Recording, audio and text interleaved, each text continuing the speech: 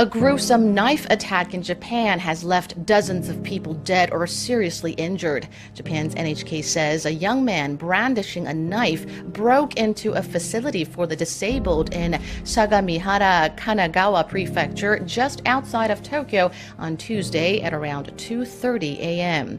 At least 19 people are feared dead and at least 45 have been injured, 20 of whom are in critical condition.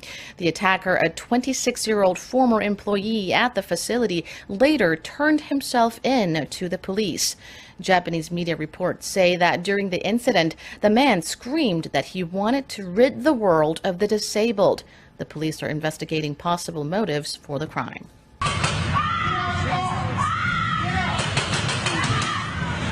Shots fired! Shots fired! Shots fired again. Dicker 227, what's your 20? Newton and Rule, shots fired. Newton and Rule, shots fired. More cars, Newton and Rule.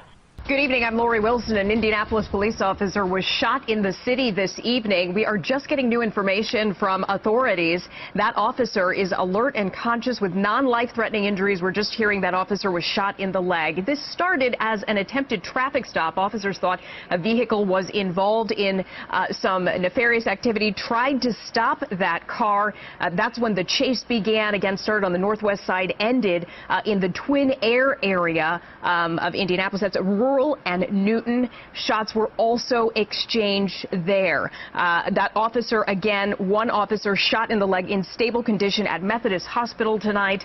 Another officer injured. Mayor de Blasio and NYPD Commissioner Bratton announced the purchase of another round of tactical equipment to keep NYPD officers safe as they protect our community. Well, Dana, they made the announcement at the 84th Precinct in Brooklyn, home of officers Lou and Ramos, gunned down in December 2014. In the kind of attack police and city leaders hope this new equipment will prevent. I think there are about 8.5 million people would like to be doing what I'm doing right now and shaking Sergeant Armani's hand. Well done, sir. Thank you. Thank you. Perhaps no one understands the risk police officers routinely face better than Sergeant Hamid Armani.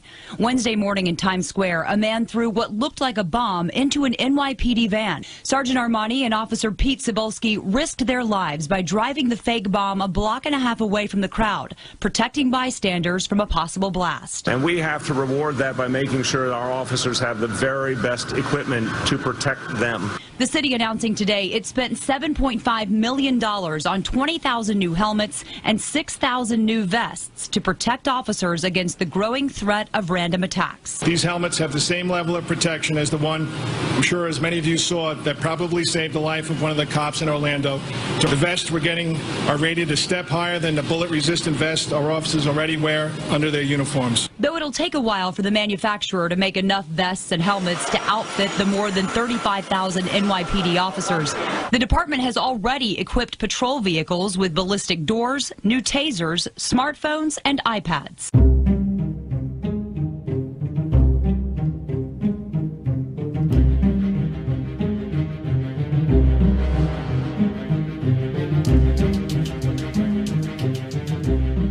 A Christian baker is headed to the Supreme Court after a lower court ruled he cannot refuse to bake cakes for gay weddings. Jack Phillips, owner of Masterpiece Cake Shop in Colorado, refused to bake a wedding cake for a gay couple because he says it violated his religious beliefs. But a federal court ruled he could not cite his faith as a reason to decline baking the cake.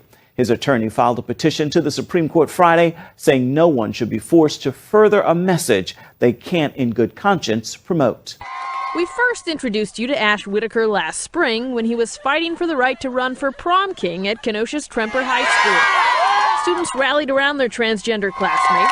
The 16-year-old was born a female but realized at a young age that he identified as a male. After actually telling Whitaker that he must run for prom queen, the Kenosha Unified School District eventually allowed him to run for prom king. Leaders insisted he use the women's bathrooms or private facilities separate from other students. Transgendered youth are struggling with the issue of their identity, but if they're not received well by people around them, then they can have additional psychological problems. And so this has been very stressful for him. School district's actions were discriminatory and violated Title IX. The Transgender Law Center has now filed a lawsuit on Whitaker's behalf in federal court. The degree to which the administration has just continued to harass him over and over and raising the stakes when you'd think it'd be the opposite. You'd think they'd be looking for a way to make his life at that high school more pleasant. The Syrian asylum seeker who blew himself up outside a bar in the German town of Ansbach is now known to have pledged allegiance to the leader of the Islamic State.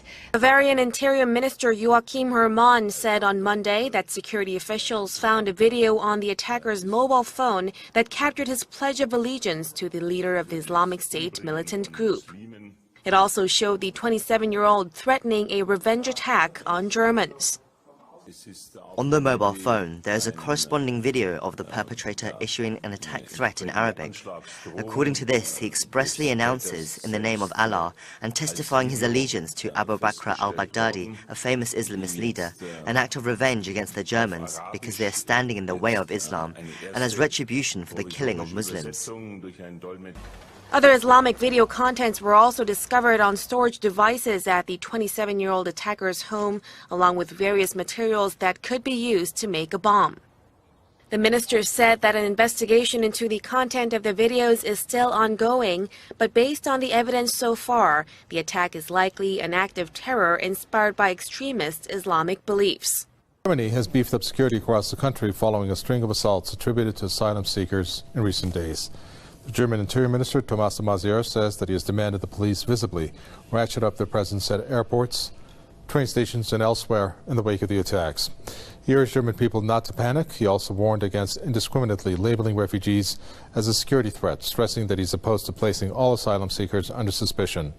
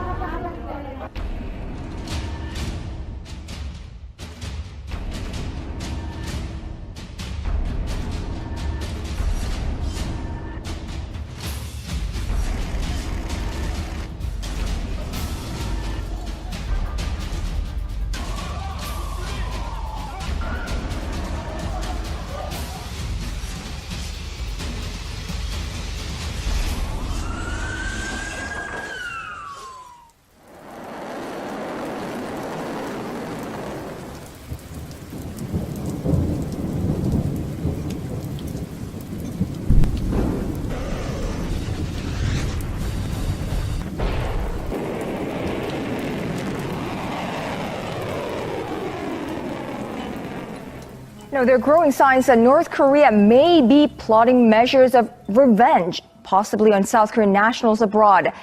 This follows cases of mass defections by North Koreans to the South in recent months. North Korea may be planning a terrorist attack or a kidnapping attempt of South Korean nationals in China and Southeast Asia. There have been no specific incidents to speak of, but our sources have indicated that North Korea has made known its possible attempts for revenge. These possible attacks are believed to be a measure of retaliation following the mass defection of North Koreans who worked at a state-run restaurant in China earlier this year. Seoul admitted the defectors on humanitarian grounds, but Pyongyang said the affair was a hideous luring and abduction of its citizens by the South Korean government. According to sources in Beijing, there have been signs that North Korea is considering various options for attack on South Korean nationals, such as joining hands with local gangs or dispatching its agents to China and Southeast Asia. Last month, 800 North Korean intelligence agents reportedly crossed over to the bordering Chinese cities of Tandong and Yenji, where they are currently operating. South Korea's foreign ministry says the likely targets include government workers, missionaries, students and residents. Turkey's casting suspicions much further afield in the aftermath of that big failed coup, now implicating its supposed NATO ally, the United States. Lizzie Phelan's got more on this. Let's see where this is going then. Hi, Lizzie. There's been some big verbal sparring between the States and Turkey since this attempted coup. Where's this latest twist and turn heading? It seems with every day since that failed coup attempt over a week ago, tensions are rapidly escalating between the US and Turkey. The latest that we have is the Turkish Justice Minister blaming none other than the US President Barack Obama for knowing about that failed coup attempt. He said he knew about the July 15th coup attempt, quote unquote, as much as he knows his own name, and added, "I'm sure that the US intelligence and US Secretary of State state knew about it, I'm absolutely sure, he said. On top of that, today, a leading pro-government newspaper, Yeni Safak, was published a headline blaming U.S. Commander General John F. Campbell of being one of the top figures behind the failed coup. This newspaper alleges that General Campbell handled some $2 billion of transactions via a Nigerian bank and used CIA connections to distribute those funds to pro-coup plotters. Now, these accusations are only going to stoke what seems to be rising anti-American sentiment in Turkey, to the extent that many last night were speculating that a fire that broke out near a NATO base in the western city of Izmir was an act of anti-American sabotage. And that fire comes after there was a temporary suspension of operations at the Incirlik base, which is the most important military base in Turkey for the United States, that prompted the Pentagon press secretary, Peter Cook, to say that the U.S. can continue its operations in the region without the base. Well, we're now starting to gather some pictures of the impacts of the 6.2 magnitude earthquake in northern Chile that happened really not all that long ago. It happened this afternoon. I have to say, and I will say this very cautiously, so far, you know, we haven't seen any pictures of massive damage or anything like that. This does not appear to be a catastrophic type of event. Like I said, we'll say that cautiously because this is still pretty fresh. But the earthquake, by the way, I mentioned northern Chile, about 40 miles west-northwest of Diego de Almagro, which is a city that has about 20,000 people or so. So, again, as things develop here, we'll keep you updated. Hopefully things work out for the better. 6.2 is a very significant earthquake, though. It actually caused a landslide here. Haven't heard any reports of people injured or deaths or anything like that, so we'll hope that good news continues.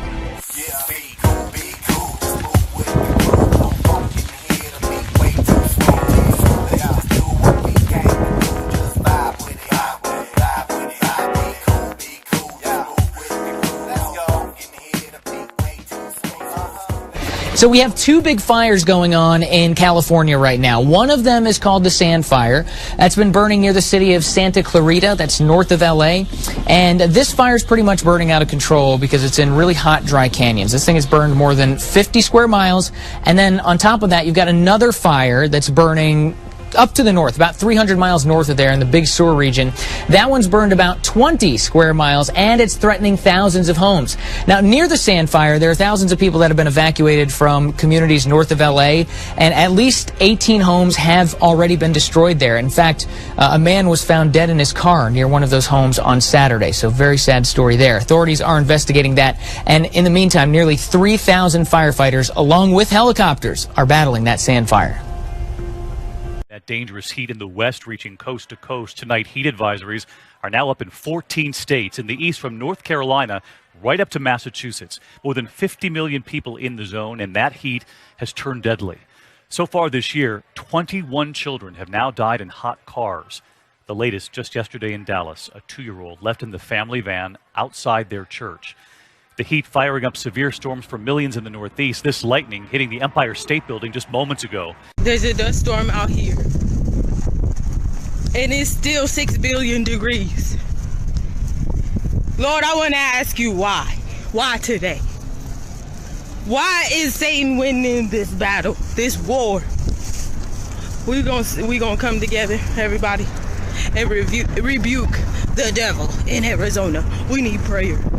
We need everybody to come together, and we need everybody to pray. I don't care what state you in. I don't care what degrees you have in. Arizona needs some prayer. Arizona needs some help, because it's hot. It's hot, and some of us can't take it no more. You see this wind? You see my shirt flopping around? It's still hot out here, and I still gotta walk. Lord, we need you. We need you. It's the worst drought in more than 2 decades, and it has plunged the southern African region into its worst food crisis. 18 million people need emergency food assistance in 7 countries. Lesotho, Madagascar, Mozambique, Swaziland, Zambia, Zimbabwe, and Malawi have all had their crops severely affected by the El Niño-induced drought. With the World Food Programme declaring the region as a level 3 emergency, The agency is rapidly scaling up life-saving operations to help millions of hungry people. This year, because of the drought, the needs are so great, and the domestic food stocks are so depleted. We're just after the harvest, but these are people who just have enough food for only a few more weeks. The UN Food Agency would like to reach out more, but resources are already strained. That is our biggest challenge, is to raise the funds from donor governments around the world to enable us to respond to the huge needs. Hey, check out this amazing show that is brought to us, of course, by our own sun. Solar material just repeatedly bursting from the sun there. Now, this video was, of course, captured by NASA and the Solar Dynamics Observatory, which is basically a spacecraft that it sent out in 2010, specifically just to study the sun. Now, these solar flares happened earlier this month, and they're absolutely massive. I mean, each one of them bigger than the size of the Earth. Now, the sun is composed of plasma, so it's basically like a giant nuclear reactor, and what's happening here was not visible to our human eyes. Why would you be looking at the sun anyway, though, right? NASA captured the video in extreme ultraviolet wavelengths, and then basically it colored it red just to make it easier to see and make it look a little more like the sun.